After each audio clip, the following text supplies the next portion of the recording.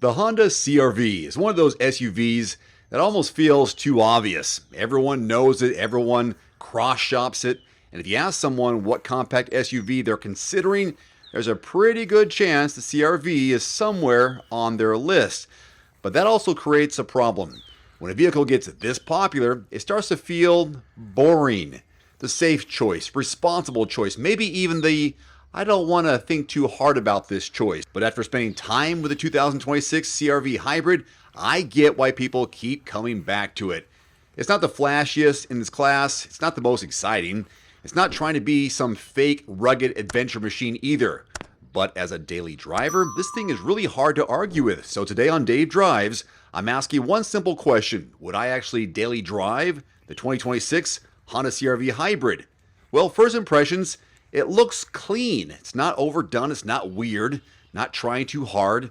It has that longer, more mature look now, and I think that it helps it feel a little more upscale than people expect.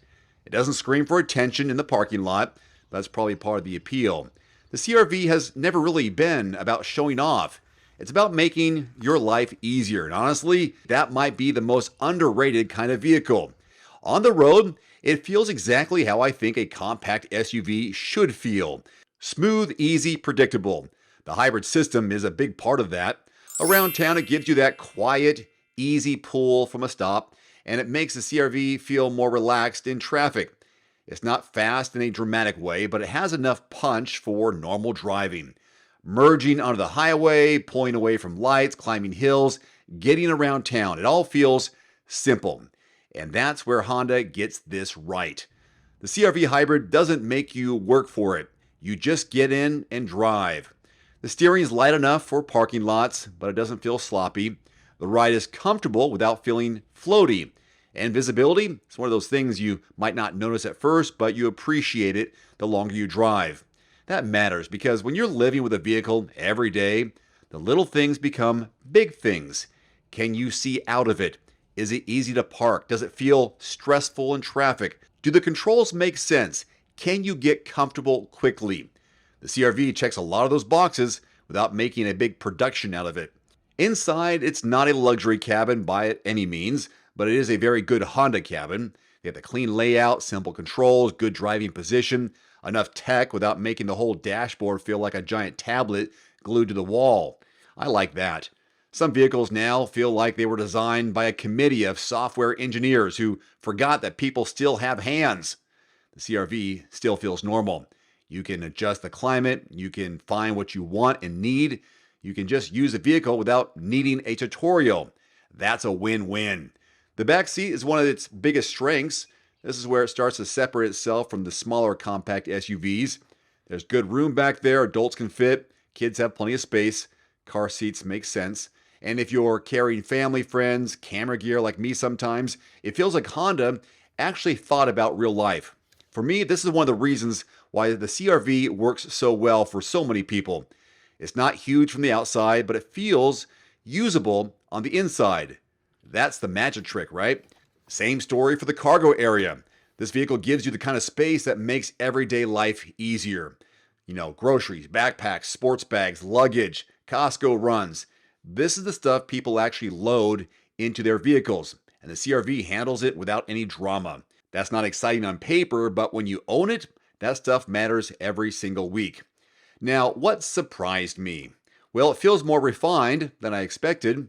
Not luxury refined, not silent, not fancy, but smooth enough, quiet enough, and comfortable enough that I could see why someone would drive this for years and not feel like they made the wrong choice.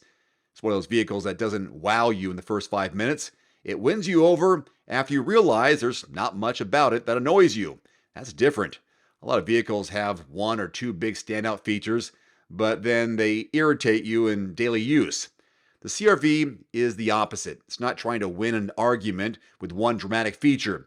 It just keeps stacking small wins. What annoyed me? Well, it still plays things pretty safe. If you want something with a lot of personality, this may not be it. If you want a sporty SUV, there are sharper options. If you want a rugged-looking adventure machine, some competitors have more of that image. And depending on your trim and price, this can start getting expensive enough that you really need to compare it carefully against the RAV4 Hybrid, the CX-50 Hybrid, the Tucson Hybrid, maybe even the Forester or Sportage Hybrids. That's where the buying decision can get interesting because the CR-V is good, but the price still has to make sense for you, right? Now, I can tell you what it's like to drive, but before you decide if the CR-V Hybrid belongs in your driveway, check dealer pricing in your area by visiting quotes.everymandriver.com. It's a free search engine. There's also a link below. And don't look just at the MSRP.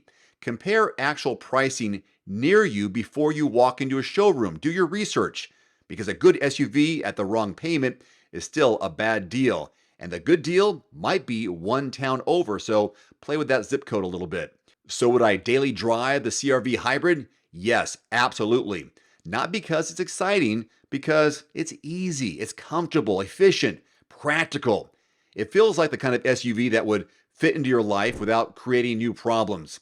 And honestly, that's why the CR-V keeps on winning year after year. It doesn't need to be the loudest vehicle in the room. It just needs to be the one that's the easiest to live with. And for a lot of people like you, I'm sure that's what matters. So now I want to hear from you in the comments. Would you take the CR-V Hybrid, or maybe opt for the RAV4 Hybrid or something else altogether? Let me know in the comments. Click subscribe if you want more real-world drive impressions, and I hope to see you in the next one. One final note, if you are in the market for a new vehicle soon, great. Connect with your local dealership and price and test drive at least 3 different vehicles. A vehicle's strengths and weaknesses can only be discovered when you are behind the wheel. My reviews can be good, but you need to test drive these yourself. Visit quotes.everymandriver.com, select the make, model, and your zip code, and you'll get invoice pricing in your area on those vehicles. Shop smarter with price quotes at quotes.everymandriver.com. Thanks for watching. Please click subscribe and give us a thumbs up. See you next time.